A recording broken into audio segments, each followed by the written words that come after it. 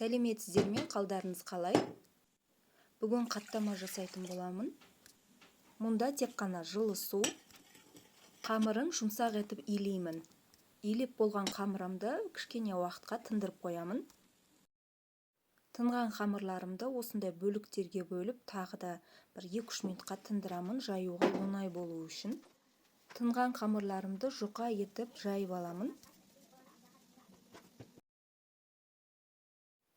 Енді осы қамырдың үстіне сары май жағамын. Сары майдың сапасы жақсы болғаны дұрыс, маргарин емес.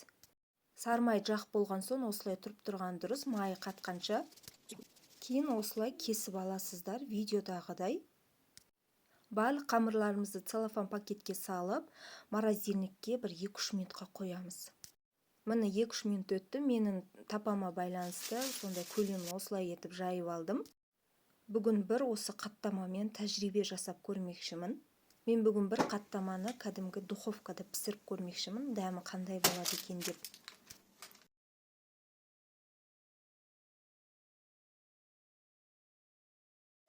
Бұрын мен қаттамаларымды майға қуыратынмын, кәдімгі су майға екі жағын.